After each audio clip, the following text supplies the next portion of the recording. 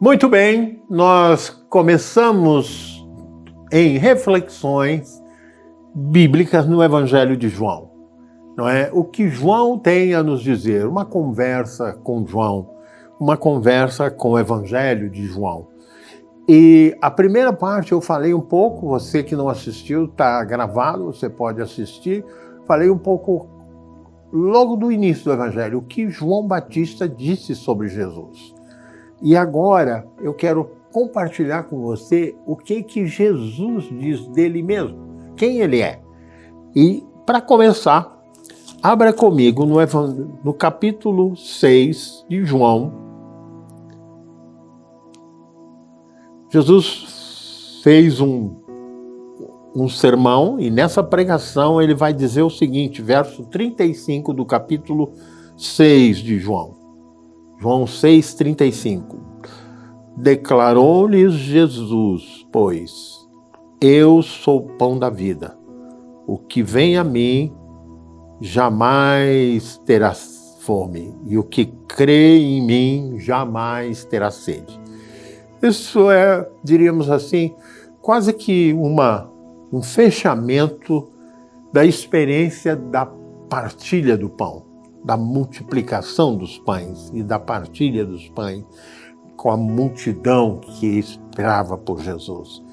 Ou seja, como você pode ver, quem me conhece sabe que eu sou bem nutrido, não é verdade? Eu estou acima do peso, já tentei até emagrecer, mas é uma dificuldade. Quanto mais avança a nossa idade, a nossa capacidade de queima de calorias diminui, não é? Nós temos que ter cuidado com a saúde nesse sentido, né? Mas por quê? Porque a gente se nutre, tem necessidade de pão, de verdura, de coisas para sustento do nosso corpo. Mas o que Jesus estava falando, depois de ter alimentado o povo, sim, dado o alimento necessário, o alimento que você procura ter, alguns têm vivido dificuldade, temos que ser solidários e até compartilhar alimento com muitos que estão passando dificuldade, especialmente nesse tempo de pandemia. Mas Jesus agora, depois de ter alimentado o povo, ele vai dizer que ele é o pão da vida. Há um alimento que não é pão, não é arroz, não é feijão, não é frango, não é salada. Há um alimento que vem do céu. É um alimento que só Deus pode dar. É o alimento que alegra a nossa vida. É um alimento que muda a nossa vida. É o alimento que nos dá um novo norte, que nos dá compreensão de por que estamos neste mundo. Ou seja, nos faz, quando somos alimentados pelo pão da vida que é Jesus, nos faz entender qual o propósito de vida que Deus tem para nós. Deus tem sonho para cada criatura, Deus tem sonho para você. Mas esse sonho tem que ser nutrido. E não é com o alimento terreno, é com o pão do céu, que é Jesus Cristo. Ele diz, eu sou o pão da vida. Mas não para aí. Mais adiante, no capítulo 8, ele vai falar uma outra coisa sobre quem ele é. Capítulo 8, novamente ele está num discurso, num debate com os teólogos judeus, né? Depois de um momento ali que eles trazem uma mulher pega em adultério, não é? E numa discussão com eles foram provar Jesus, né? Traz a mulher pega em adultério, a lei estritamente dizia que devia ser apedrejada. E eles chegam a Jesus e Jesus olha para eles, olha para a mulher e diz claramente assim, não é? Aquele que dentre vós, no verso 7 do capítulo 8, aquele que dentre vós estiver sem pecado, seja o primeiro que atire pedra. Ah, meus irmãos e irmãs, como nós temos facilidade de fazer assim, apontar o dedo para as pessoas, não é? mostrar para as pessoas o seu pecado, jogar na cara delas quando elas cometem um erro. Não é verdade? Mas Jesus diz claramente, aquele que não comete erro, aquele que não comete pecado, atire a primeira pedra. E todos ali, os sábios judeus, não é? Os teólogos judeus, todos foram embora, largaram as pedras ali. Jesus olhou para aquela mulher.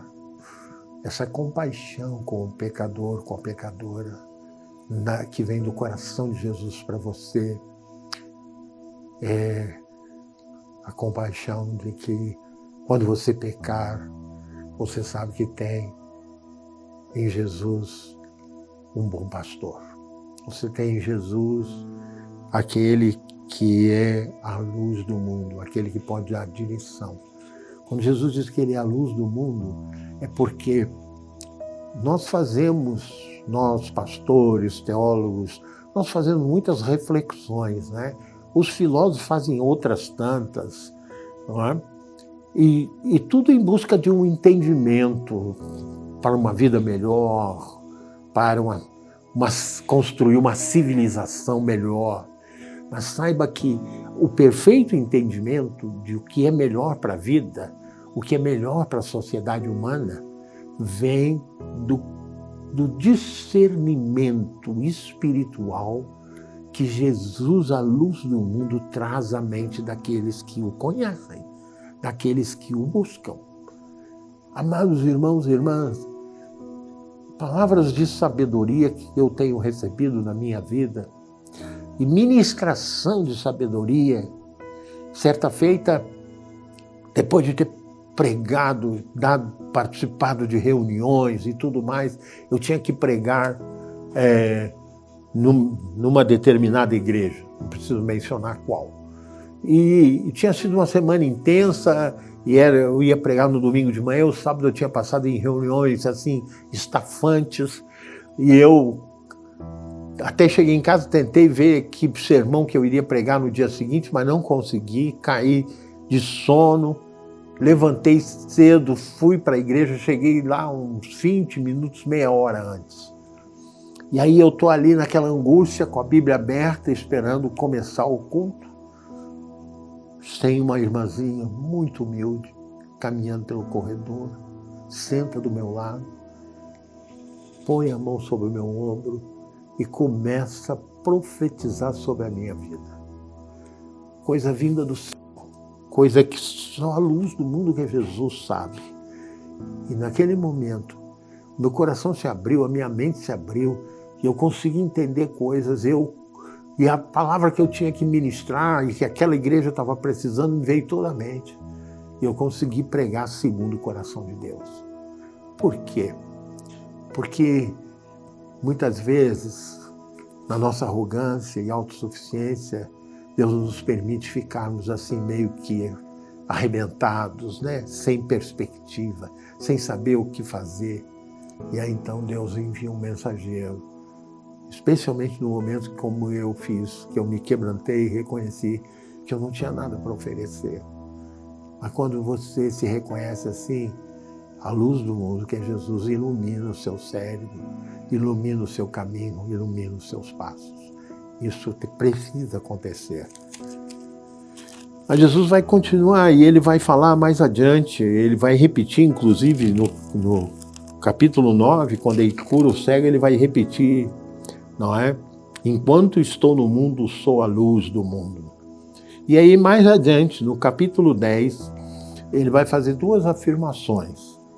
E com elas eu encerro a nossa meditação de hoje. Depois nós vamos continuar com conversas em João. A primeira, ele diz assim, eu sou, capítulo 10, versículo 9. Eu vou ler do 1 ao 9 para você entender o contexto do ensino que Jesus está transmitindo.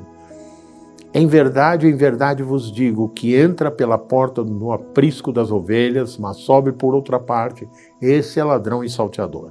É Jesus falando no capítulo 10 de João. Aquele, porém, que entra pela porta, esse é o pastor das ovelhas. Para esse o porteiro abre, as ovelhas ouvem a sua voz, ele chama pelo nome e as suas próprias ovelhas e as conduz para fora. Depois de fazer sair todas as que lhe pertencem, vai adiante delas, e elas o seguem, porque lhe reconhecem a voz. Mas de modo nenhum seguirão o estranho, antes fugirão dele, porque não conhecem a voz dos estranhos. Jesus lhes propôs esta parábola, mas eles não entenderam o sentido daquilo que lhes falava. Jesus, pois, lhes afirmou de novo: em verdade vos digo, eu sou a porta das ovelhas. Todos quanto vieram antes de mim são ladrões e saltadores, mas as ovelhas não lhe deram ouvidos. Eu sou a porta das ovelhas. Se alguém entrar por mim, será salvo. Entrará, sairá e achará pastagem. O ladrão vem somente para roubar, matar, destruir. Mas eu vim para que tenham vida e a tenham em abundância. Eu sou o bom pastor. O bom pastor dá vida pelas ovelhas. Que coisa, né? A imagem foge um pouco, né, a nossa experiência cotidiana, não é? Na verdade, nós que vivemos nas grandes cidades, como vivemos aqui em Petrópolis, no Rio de Janeiro, não parece assim uma linguagem fora de contexto, não é? A figura de um rebanho de ovelhas. De onde eu venho, no sul, lá é comum ver rebanho de ovelhas. E aprendi isso, não só com o texto, mas na prática lá, de ver como que as ovelhas atendem à voz do pastor, não é? Mas é necessário que seja ovelha. Quem não é ovelha, não ouve o pastor. Essa é a primeira coisa que você precisa entender, não é? Você precisa nascer de novo. Você precisa conhecer a Jesus, o bom pastor. Porque se o pastor te chamar e você não for ovelha, você não tiver um coração pronto para receber a palavra de Jesus, você não vai ouvir a voz do Senhor. Então a primeira coisa que tem que acontecer com você é você humildemente dizer: eu não quero continuar vivendo a vida que eu estou vivendo. Eu preciso de algo novo. E esse algo novo é Jesus que pode te dar.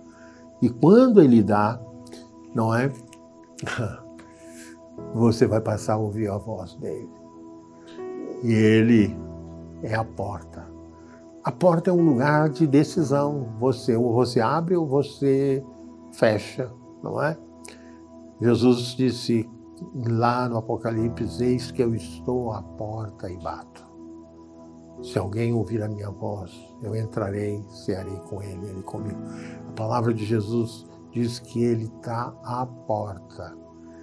E aqui ele diz que ele é a porta, ou seja, ele está à porta do teu coração e ele é a porta para o aprisco, para um tempo novo, para um tempo de fartura, para um tempo onde há aquilo que vai nutrir a sua vida. Todo aquele vazio, toda aquela necessidade que você tem, a resposta, Jesus e o Evangelho é que pode te dar essa resposta.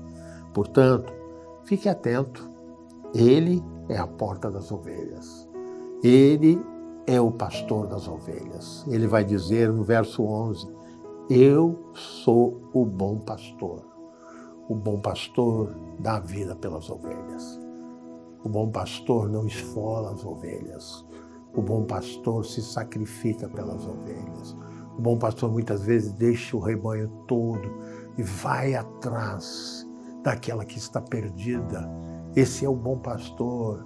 Jesus está e sempre estará disponível para você. Essa palavra está gravada, você vai poder acessar a continuidade dela, teremos novos encontros. E lembrem, essa é uma continuação do que já falamos na primeira parte, que foi o que João Batista disse sobre Jesus. Que Deus te abençoe.